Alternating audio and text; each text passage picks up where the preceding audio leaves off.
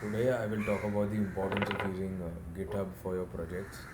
And the most important thing that I want to state before I start is most of you have dreams of working in companies like Google, Amazon, Samsung, Microsoft, HP, Facebook, LinkedIn, Netflix, Amazon, and there are tons of many good startups that are coming up.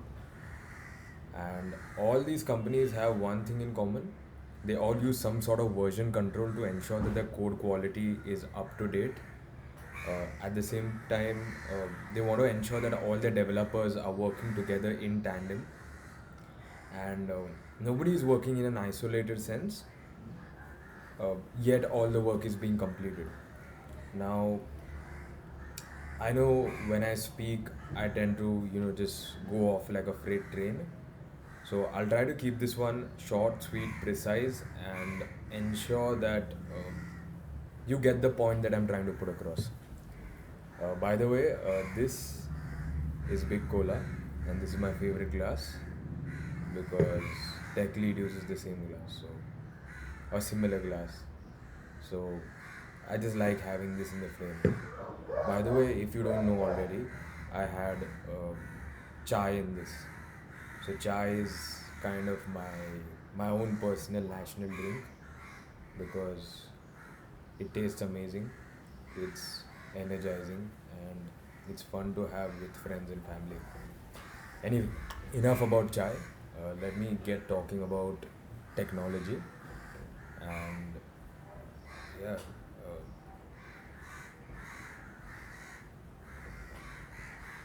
Uh, yeah. So when I say you should use GitHub, what I essentially mean is uh, get used to being accountable for your work. As software developers, we tend to go into beast mode and just hammer a lot of code on our screens and tend to forget what we wrote. Uh, that's fine, but when you're working for a very large organization like Facebook, for example, you'd want to be accountable of your work, and you'd want to ensure that your code is of high quality. This is where GitHub and version control comes into the picture. The main feature that GitHub offers is commits. Uh, what commits do is whenever you make a change to your code, you write your code in something like VS Code or brackets or Atom, and from there you do a git commit A or git commit M or git commit V to see get a more verbose message with regards to what your changes were. Whatever you use, it's fine. Uh, when you commit your changes, make sure you label your commits properly. And why I say this is because commits are kind of snapshots of what change you've made to your code. Say you added a new feature, which is you added a swipe feature to an app, which is say a Tinder clone. You added a swipe feature, right? Now, if you did it alone, great. If you didn't, then you'll have many other developers who would push every micro change with regards to the swipe feature onto the platform, and you label your commits in a readable way. For example, added added gesture recognition or touch screen, added touch detection, something of that sort. So other developers are aware of what changes you're making, and at the same time, they know that you contributed to that particular feature. Now, the advantage of commit messages is that commit messages generally have a description at the bottom, like in the body they have a description, and along with the description they also have your signature, which is your email address, your phone number if you want to add that, and your name. That kind of puts a stamp on the commit stating that you did that work and not someone else did it. So this reminds me of one of my internships that I did, where I single handedly reverse engineered Instagram by going through the source codes on Google Chrome. Uh, I examined the structure of each div element, I examined the layouts. I also noticed how they embed certain scripts, or they embed certain kinds of markup tags which detect if web crawlers are crawling through the website and scraping data from the site, or web crawlers are extracting certain kinds of information from the website. Now, as I knew that my work was revolutionary in nature, I ensured that I added commit messages whenever I made a change to the code base. I also ensured that my commit messages were readable. They were sufficient enough in terms of verbosity when it came to other developers reading it and understanding what uh, I intended to do, and that ensured that the workflow was always optimal. Although um,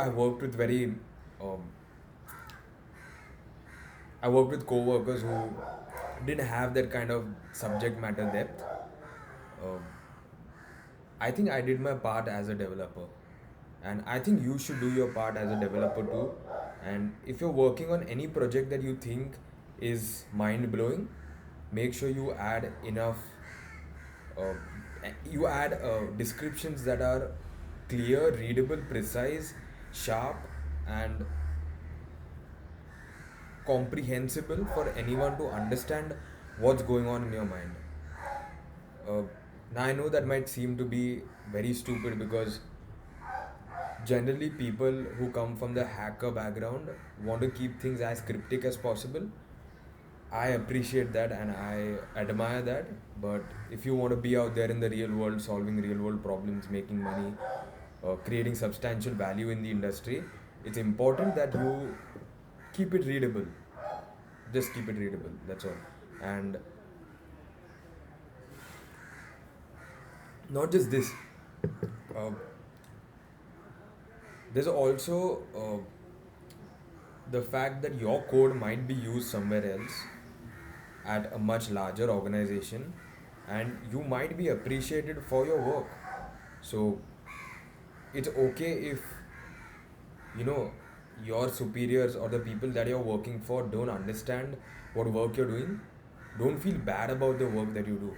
It's your work and it's your effort and your energy that you're investing into that product at that point in time. It's as simple as that.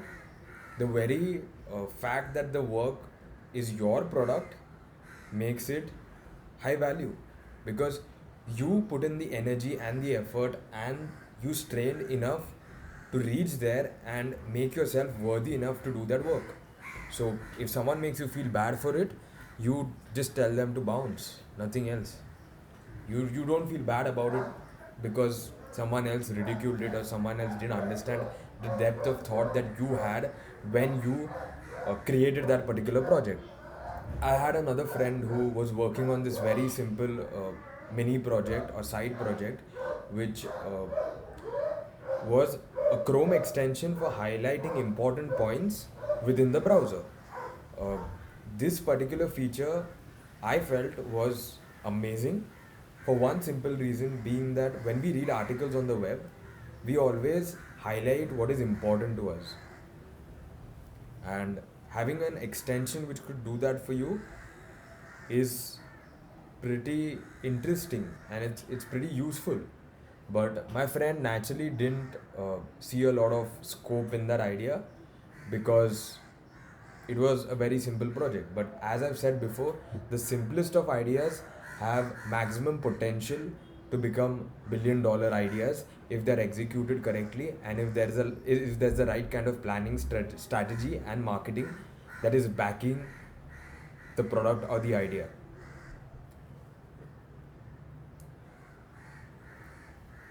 Coming back to the original topic, which is GitHub, uh, this is just a background masala that I added to understanding for you to understand why it is important to use GitHub. But as I've said, we all work, all of us, all coders like us, we work on projects, and we all have times where we feel miserable. We know things are not working. We know bugs need to be fixed, and we still can't fix them. We procrastinate. We delay our timelines, and that is just part and parcel of this process.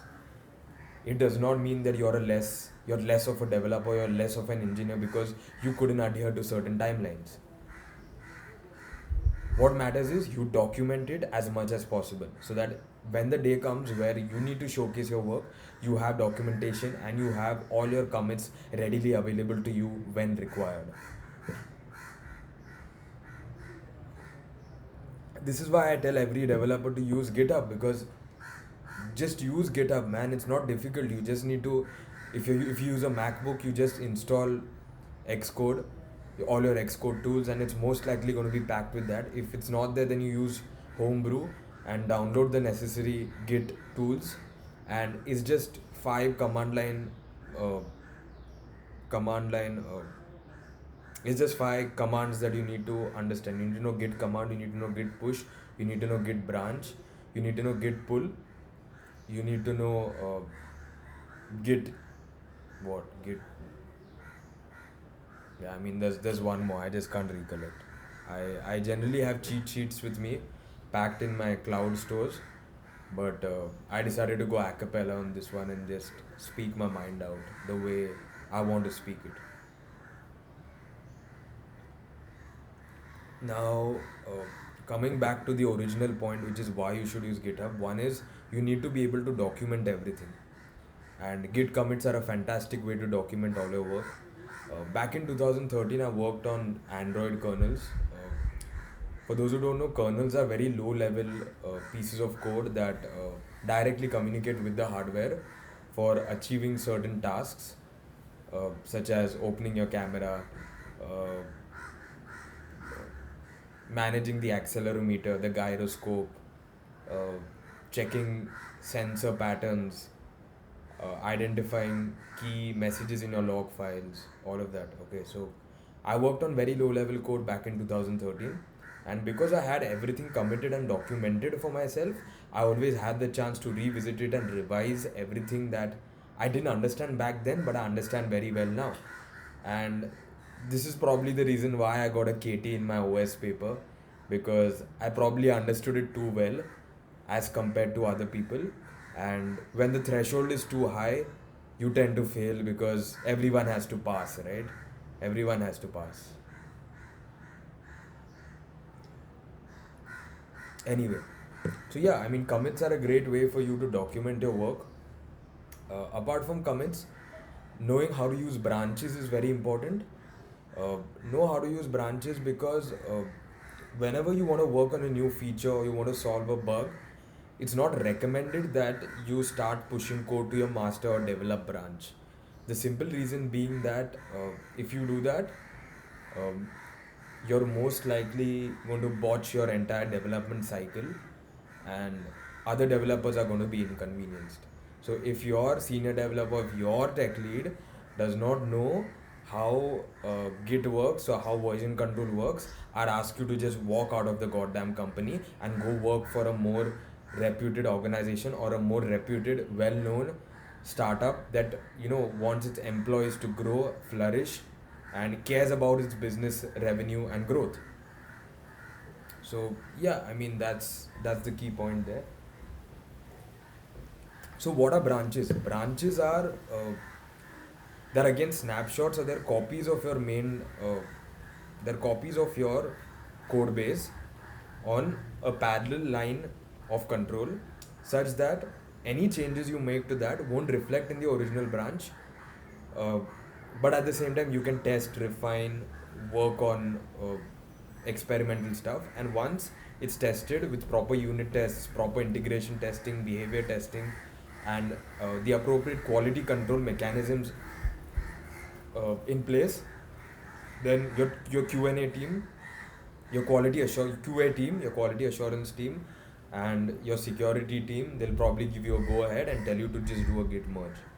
And then yeah, the fifth command is git merge. So yeah, you do a merge, and then all your code gets synced back to the original repository, and then that generally goes into production. So take Tinder for example. Tinder is a wonderful app. Honestly, if you struggle to get laid, you should go and use Tinder. If you're like me and you like talking to women in person, I'd suggest you don't, and you just go and approach them straight up.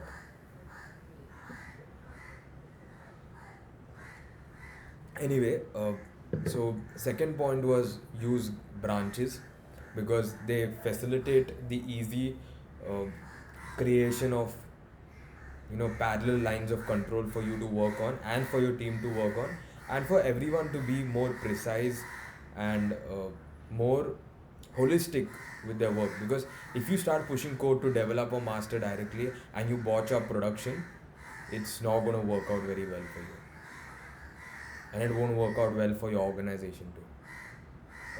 Anyway, the third point is, apart from commits and branches, you have issue tracking. And issue tracking is important because when you talk about issue tracking, uh, it's important for you to know what the issues in your code are. Otherwise, how are you going to go about fixing bugs? There's no way you could fix bugs if you don't know what the issues are. So this is also part of having open-ended documentation, where your code base itself is a source of documentation. You don't need to maintain separate files to document all your changes, because you have enough comments. You have your variables are named properly. Your issues are properly well aligned. You have the appropriate label with the right color. I generally put red for priority, and I put blue for miscellaneous. Probably, I don't know. I should probably change the convention now.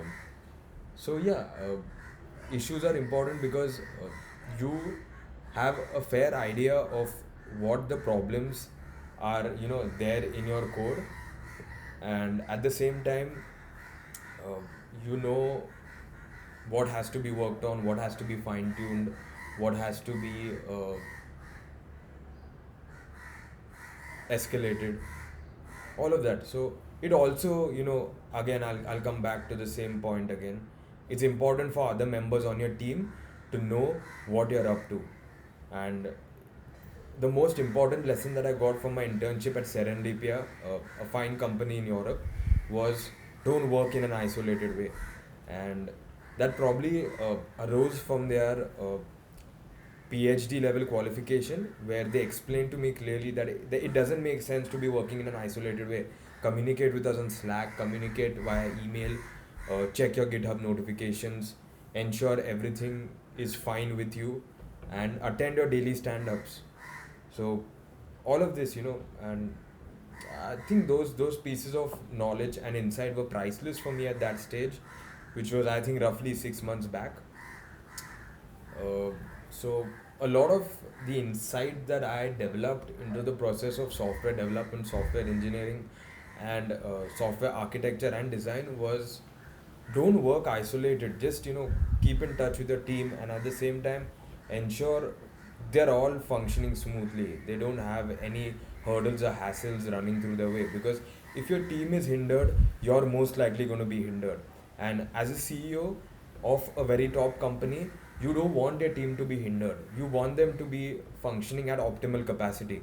And there's no limit when it comes to changing company policies, changing processes, uh, changing your mind regarding certain things that you might be very rigid about. It's fine. Change is inevitable and change is incessant. You got to work towards it anyway. So, so to cap it up, I have. By the way, I got this new lighter today.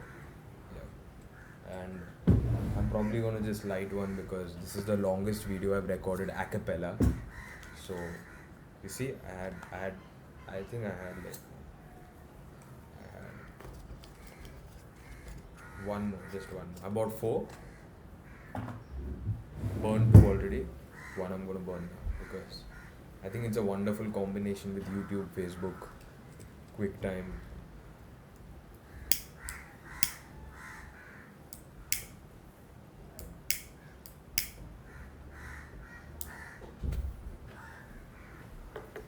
This one's for the original tech lead who kept dropping valuable insights for me.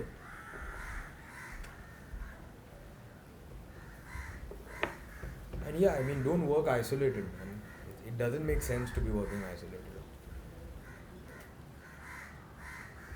I wanted to stream this live, but I like having the privilege of uh, sitting back, relaxing, doing my thing, and talking about code, something that I really care about. So, yeah, so to cap it up, there are three main points. One is uh, make good use of GitHub commits, ensure that your branches are well labeled, you follow a proper naming convention for each branch, you use GitHub issues, and if things are getting more intense, use GitHub boards for project management. Uh, GitHub boards have this, I don't know how to pronounce it, it's called Kanban style of noting down all your problems,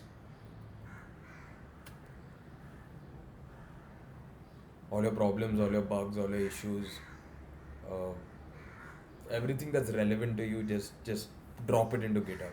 Just drop it into GitHub. I was working at a startup where my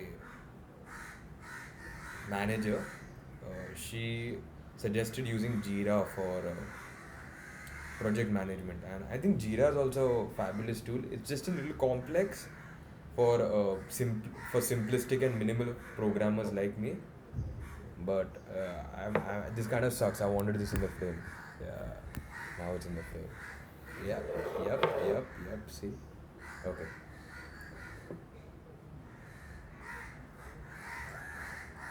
So Jira is another wonderful tool, and yeah, use some sort of project management tool, because as a project manager, you've got to ensure that your project is always in sync with the business requirements. And at the end of the day, you want to create value for billions of people. You want to impact a large audience. You don't want to be impacting small CEOs here and there. You want to impact everyone at one time. So just go all out with your work and just focus on the relevant. A valuable insight I got from the lean startup was increase value, reject waste. And going all out with your work is the quickest way to reject waste and increase value. Because value creation is like getting a stick on your right foot, tuck. Uh, every time you create value, there is a demand from the public for you to create even more value. And if you're always creating value, uh, the rewards will come your way, the goodies will come your way, the money will flow your way. But value creation is an absolute must. Um, and as one of my favorite teachers, Shinzen Young, says, yesterday's enlightenment is today's mistake.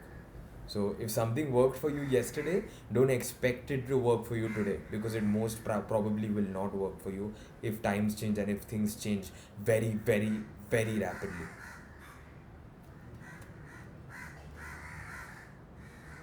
That's it. I'm going to keep talking till this runs out, because I absolutely love talking about things. I just like to speak on different topics and put everything together like a cocktail.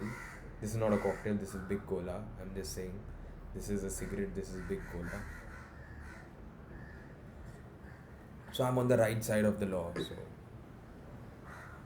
no hassles. And it's very easy to go on YouTube and preach about things, but if you're doing the exact opposite of what you're supposed to do as a woke individual, then it doesn't make sense to be big. It doesn't make sense to stay on YouTube and make videos in Hindi or English or multiple languages when you can't speak one language with 100% honesty. Look, for me personally, I'd rather be 100% honest about myself and about everything I do than be the 80% honesty and 20% marketing kind of guy. That's not me. Marketing is very ingrained in me, but then marketing stems from 100% honesty with myself first and then for others. By the way, do you know what dry means? Dry means do not repeat yourself. And I make this mistake that I tend to repeat myself a lot, which I should probably cut down, because very simple things like using GitHub, people don't get it, man. They just don't get it. I tell them use GitHub because it's going to simplify your work, and they just want to store all their code on their hard drive or pen drive. Why would you want to do that? Just put it on GitHub, dude.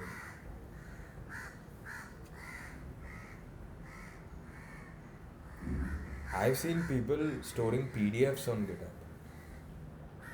I've seen people storing a list of proxy servers on GitHub. GitHub is a amazing tool. It's one of the best. It's one of the most fascinating inventions that cloud computing ever brought to humankind. Honestly, and as someone who used GitHub all my life, I think there's no substitute. Apart from maybe Google Drive. Google Drive is pretty amazing. I just download books, host them on Google Drive, and I read them at my own convenience. I'm not under pressure to read certain books because sometimes I just scroll through the index or I just read certain paragraphs and I get truckloads of insight. And that insight is enough for me to at least survive for the day. So if I can survive for one day, that's more than enough. I have $1 a day. I survive for a day. I have my cig, I have my drink, I have my girl, I have my mic to record music, I have my laptop to write code, I have good parents, I have a good sister. I mean, what else do you need, dude? Just work from home. Just do what you have to do, man. And